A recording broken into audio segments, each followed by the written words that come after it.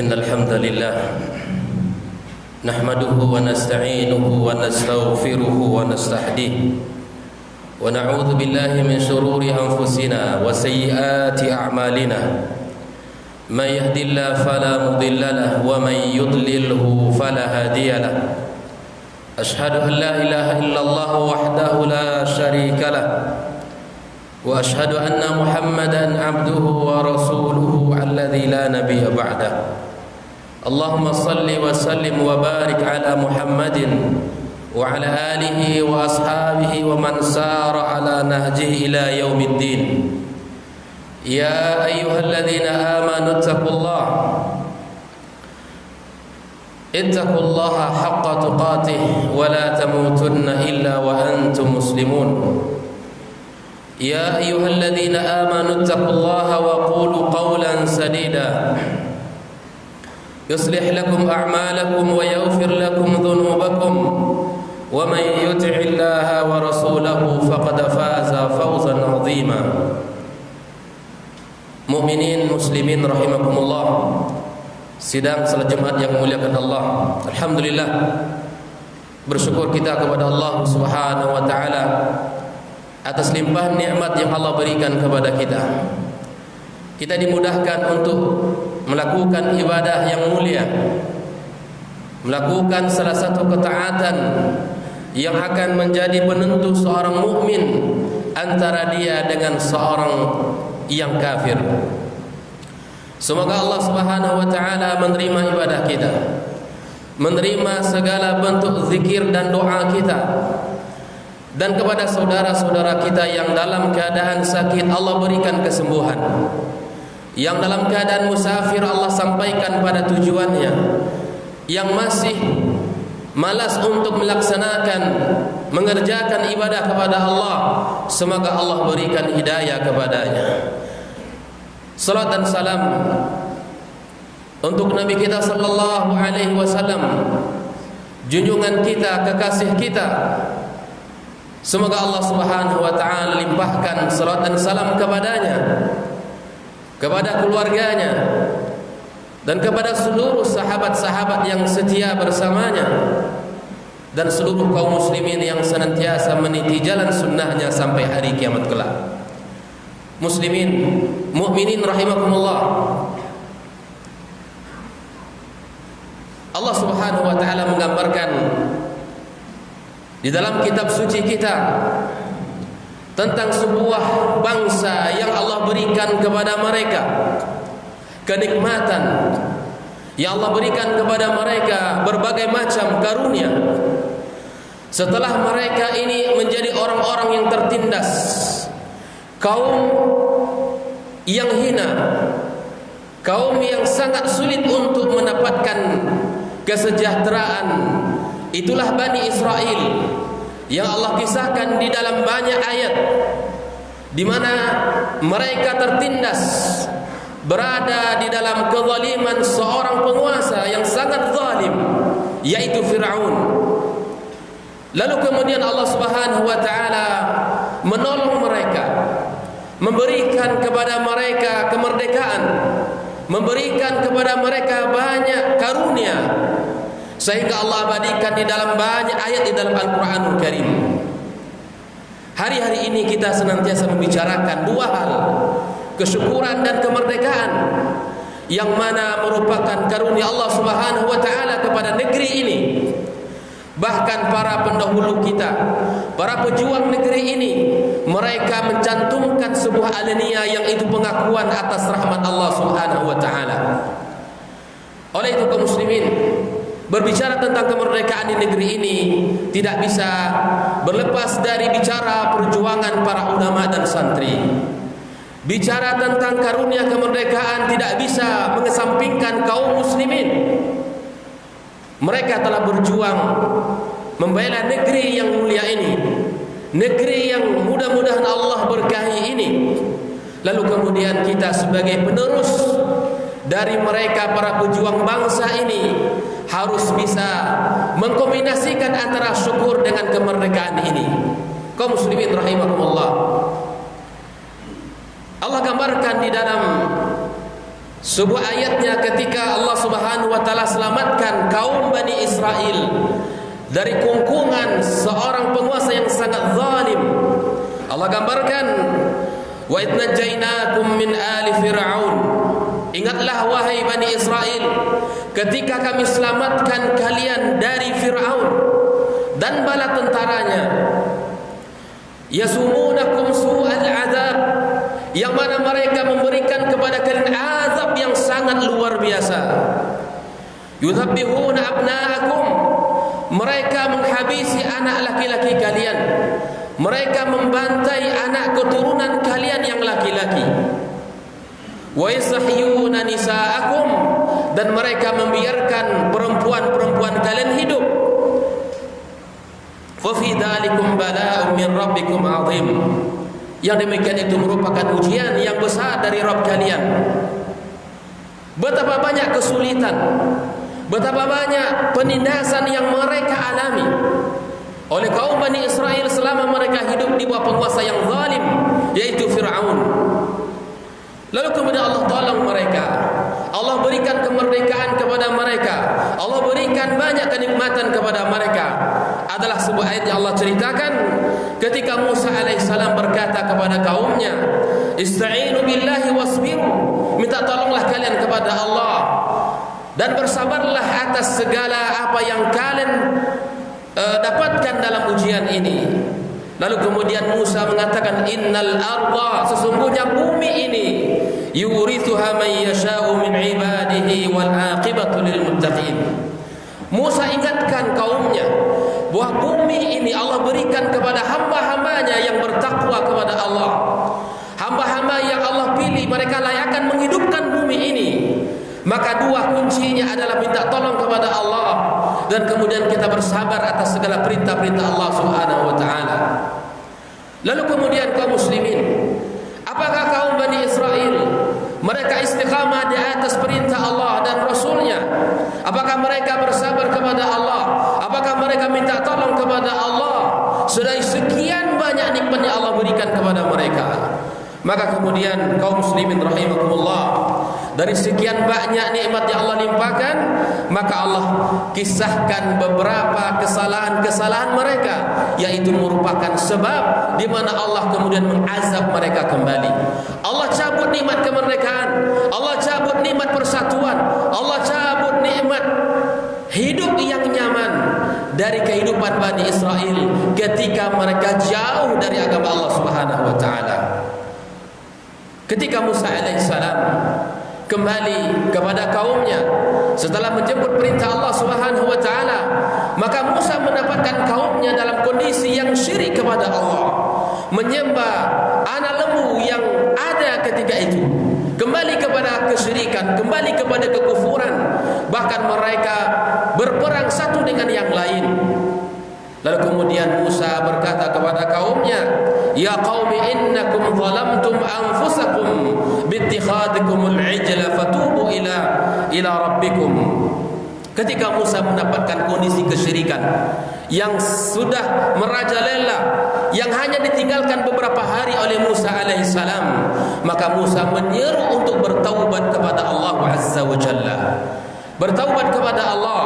Lalu kemudian Allah Subhanahu wa taala setelah itu memberikan berbagai macam bentuk ujian, berbagai macam bentuk cobaan, dan antara cobaan-cobaan dan azab yang Allah berikan kepada mereka setelah mereka diberikan bimbingan dan tidak mau istiqamah di atas jalan Allah, maka kemudian di antaranya Allah berikan kepada mereka azab dengan mengirimkan tufan, dengan mengirimkan belalang, mengirimkan kutu, kemudian dikirimkan kepada mereka kata.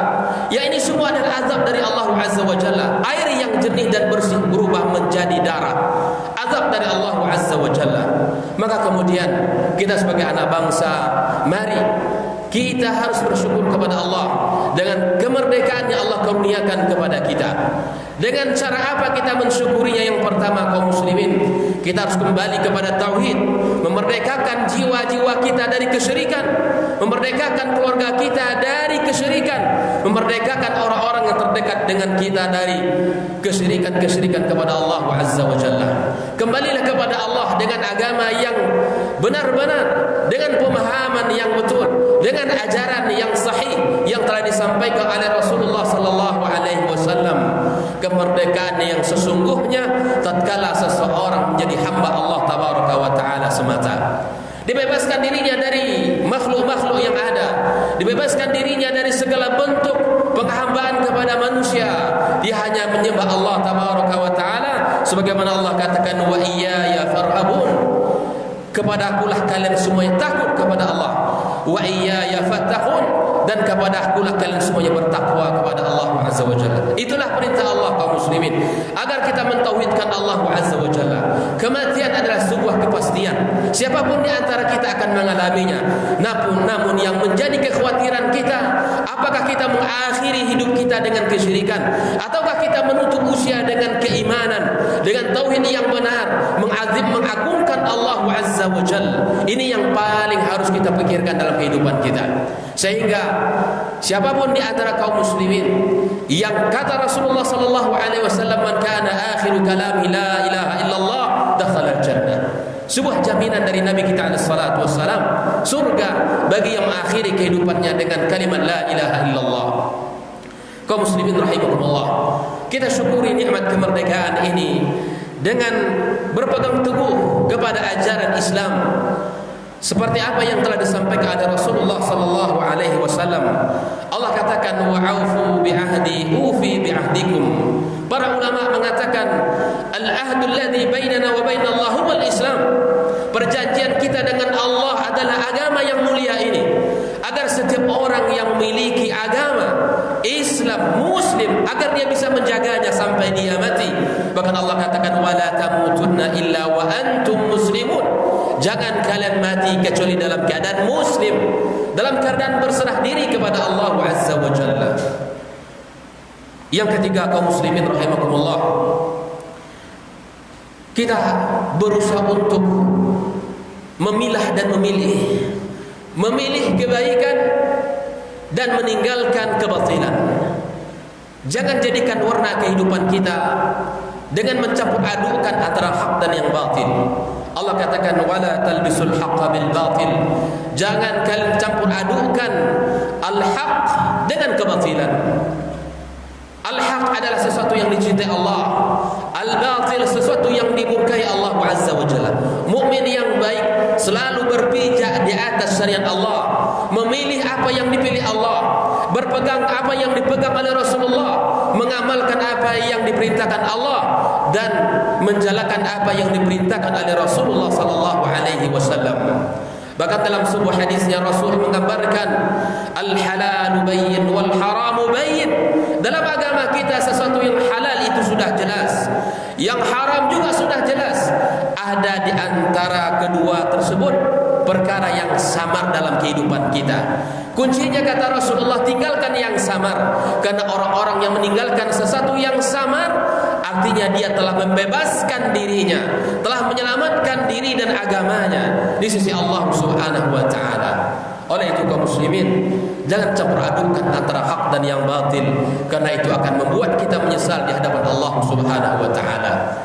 Berikutnya kaum muslimin rahimakumullah adalah dengan mengerjakan ketaatan-ketaatan yang telah Allah perintahkan di dalam Al-Qur'anul Karim dan telah dicontohkan oleh Rasul sallallahu alaihi wasallam. Di antaranya adalah firman Allah, wa aqimus salata wa atuz zakata warka'u ma'ar raqiin.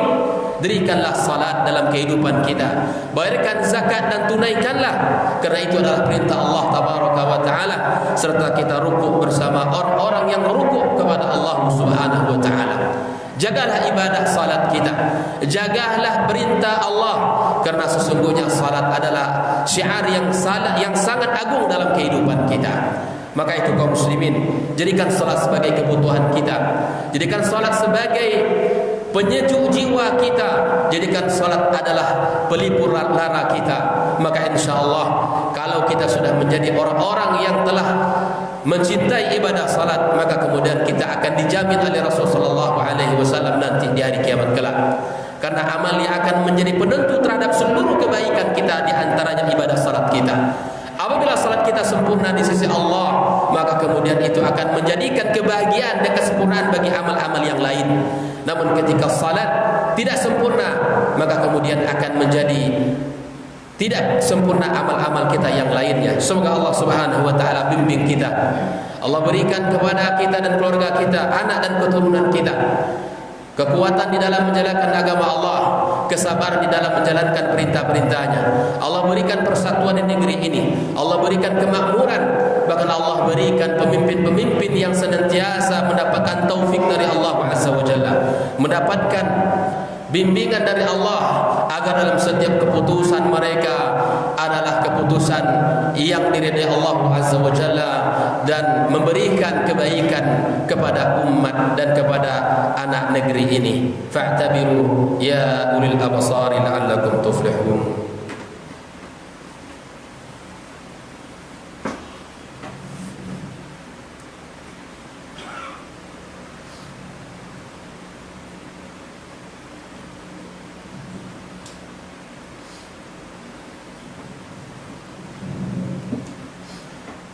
Alhamdulillahi Rabbil Alamin, wala aqibatu lil muttaqin, wala udwana illa 'alal zalimin. Ashhadu an la ilaha illallah wahdahu la syarika lah, wa ashhadu anna Muhammadan 'abduhu wa rasuluhu alladzi la nabiyya ba'da. Allahumma shalli wa sallim wa barik 'ala Muhammadin wa 'ala alihi wa ashabihi wa man sara 'ala nahjihi ila yaumiddin. Ya ayyuhalladzina amanu taqullaha haqqa tuqatih wa la tamutunna illa wa antum muslimun. Kaum muslimin mukminin rahimakumullah, mencintai negeri adalah fitrah bagi seorang. Mencintai negeri adalah sesuatu yang ada pada diri kita. Hal ini pun telah ditunjukkan oleh Rasul sallallahu alaihi wasallam. Ketika Rasulullah datang kepadanya perintah untuk hijrah ke kota Madinah, maka kemudian Rasulullah sallallahu alaihi wasallam dia menyapa kota Mekah yang saat itu merupakan kota yang sangat dicintainya. Bagaimana tidak? Di situ dia lahir, di situ dia tumbuh besar, di situ dia mendapatkan banyak ilmu, di situ dia diangkat menjadi seorang Rasul. Di saat usia 53 tahun lebih kurang, Nabi kita alaihi salatu wassalam mendapatkan perintah untuk hijrah ke kota Madinah. Maka Rasulullah alaihi salatu wassalam memberikan contoh kepada kita bagaimana mencintai sebuah negeri. Maka dia mengatakan ke kota Mekah, wallahi innaki, sesungguhnya wahai engkau kota Mekah, la khairu ardillah, adalah sebaik-baik tanah Allah di muka bumi ini. Ungkapan kecintaan dari seorang Rasul, Nabi yang mulia kepada kota suci Mekah. Laula anna qaumaki akhrajuni lama kharajtu minki. Kalaulah bukan karena kaum yang menyuruh aku untuk keluar atau mengeluarkan aku dari negeri ini, maka aku tidak akan pernah tinggalkan kamu. Lalu kemudian Nabi alaihissalam berangkat menuju kota Madinah, dan setiba pun di kota Madinah, Nabi alaihissalam pun memberikan sebuah ungkapan terhadap kota Madinah ini. Rasulullah alaihissalam mengatakan, Allahumma habib ilaina al-Madinah kahubbina li Makkah wa ashadda. Ya Allah, jadikan negeri kota Madinah ini negeri yang kami cintai sebagaimana kami mencintai kota Mekah ataupun lebih daripada itu. Beginilah Rasul mengajarkan kepada kita agar kita senantiasa bisa mencintai negeri kita ini. Mencintai negeri dengan cara menjaganya, mencintai negeri dengan cara menjalankan syariatnya. Karena ketika negeri itu beriman dan bertakwa, masyarakatnya mukminin, muttaqin, maka kemudian Allah akan turunkan keberkahan di sana. Allah akan bukakan pintu-pintu kebaikan bagi negeri ini. Oleh itu kaum muslimin rahimakumullah, mari kita berdoa kepada Allah Azza wa Jalla agar Allah berikan kepada negeri ini kemuliaannya, kesejahteraannya. Allah jaga negeri ini. Allah jauhkan dari segala keburukan-keburukan. Allah jauhkan dari orang-orang yang ingin berbuat zalim. Allah merdekakan negeri ini dengan sesungguhnya kemerdekaan. Innallaha wa malaikatahu yusholluna 'alan nabi. Ya ayyuhalladzina amanu shallu 'alaihi wa sallimu taslima. Allahumma ighfir lil muslimina wal muslimat wal mu'minina wal mu'minat al ahya'i minhum wal amwat. Allahumma taqabbal minna innaka antas samiul 'alim wa tub 'alaina innaka antat tawwabur rahim. Ya Allah, jadikanlah negeri kami ini negeri yang aman sentosa. Ya Allah, berikan kepadanya karunia. Ya Allah, berikan kepadanya pertolongan. Ya Allah, angkatlah wabah yang ada di negeri kami ini. Berikan kami hamba-hamba yang senantiasa, jadikan kami hamba-hamba yang senantiasa menundukkan diri kepadamu. Jadikan kami hamba-hamba yang senantiasa menjalankan perintah-perintah-Mu ya Allah, ya Rahman ya Karim. Berikanlah bimbingan taufik kepada para pemimpin negeri ini. Berikanlah kepada mereka ar-rusyd di dalam setiap keputusan yang mereka ambil, menjauhkan negeri ini dari para pemimpin-pemimpin yang zalim. Allah hadirkan di negeri ini orang-orang yang baik yang senantiasa menjadikan kebaikan untuk negeri ini. Rabbana zalamna anfusana wa illam taghfir lana wa tarhamna lanakunanna minal khasirin. Rabbana atina fid dunya hasanah wa fil akhirati hasanah wa qina adzabannar. Walhamdulillahi rabbil alamin.